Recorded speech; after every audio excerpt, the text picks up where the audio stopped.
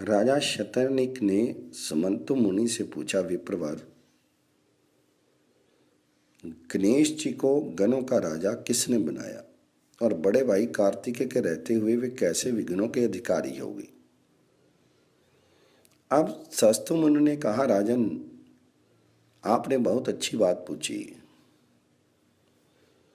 जिस कारण ये विघ्न कारक हुए हैं और जिन विघ्नों को करने से इस पद पर इनको नियुक्ति हुई, वह मैं कह रहा हूं, उसे एक आप कृचित होकर सुने।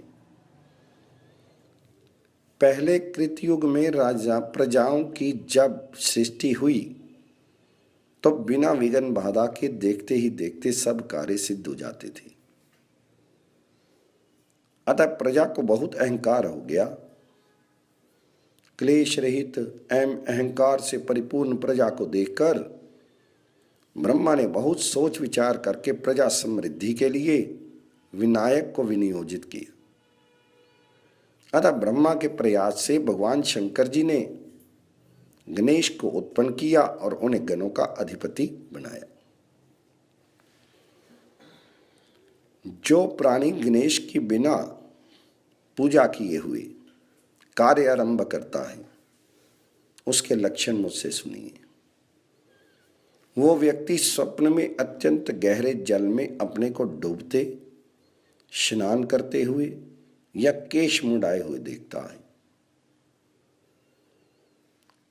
काशाय वस्त्र से आच्छादित तथा हिंसक व्याघ्रादि पशुओं पर अपने को चढ़ता हुआ देखता है।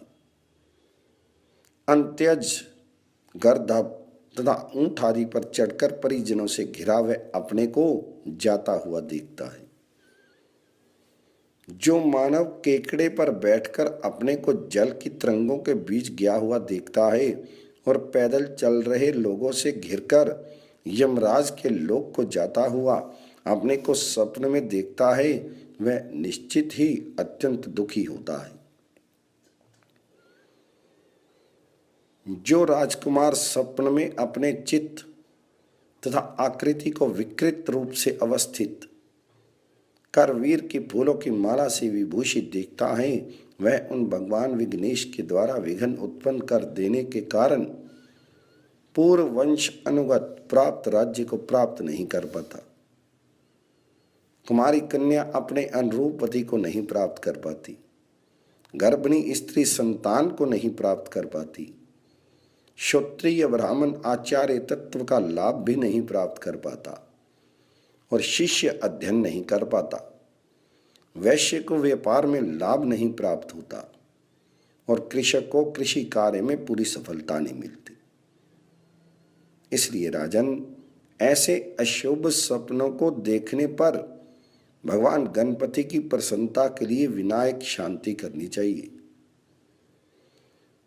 शुक्ल पक्ष की चतुर्थी के दिन बृहस्पतिवार और पुख्य नक्षत्र होने पर गणेश जी को सर्व औषधि और सुगंधित द्रव्य पदार्थों से उपलिप्त करें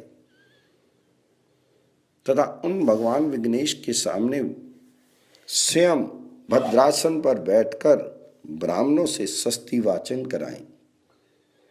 तदनंतर भगवान शंकर, पार्वती और गणेश की पूजा करके सभी पितरों तथा ग्रहों की पूजा करें।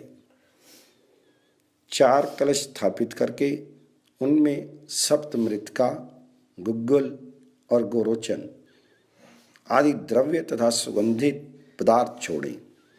सिंहासनस्थ गणेश जी को स्नान कराना चाहिए। स्नान कराते समय इन मंत्रों का उच्चारण करना चाहिए। सहस्त्राश्रम सद्धार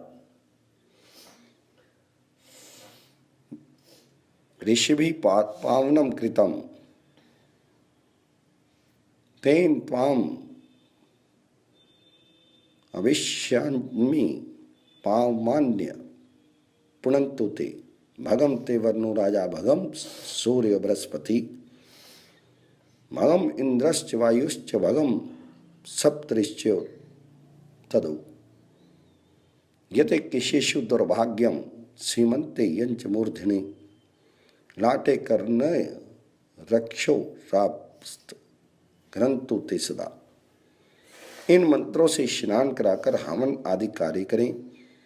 अनंतर हाथ में पुष्प, दूर्वा तथा सरसों लेकर गणेश जी की माता पार्वती को 3 बार पुष्पांजलि प्रदान करनी चाहिए। मंत्र उच्चारण करते हुए इस प्रकार प्रार्थना करनी चाहिए। रूपम देहि यशो देहि भगम भगवती देहि में, पुत्रान देहि धनम देहि सर्वान कामाश्च देहि में, अचलाम बुद्धि में देहि धारायाम ख्याति में विजय। अर्थात हे भगवती, आप मुझे रूप, यश, तेज, पुत्र तथा धन दें। आप मेरी सभी कामनाओं को पूर्ण करें, मुझे अचल बुद्धि प्रदान करें और इस पृथ्वी पर प्रसिद्धि दें। प्रार्थना के पश्चात ब्राह्मणों को तथा गुरु को भोजन कराकर उन्हें वस्त्र युगल तथा दक्षिणा समर्पित करें। इस प्रकार भगवान गणेश तथा ग्रहों की पूजा करने से सभी कर्मों का फल प्राप्त होता है और अत्यंत श्रेष्ठ लक्ष्मी की प्राप्ति होती है।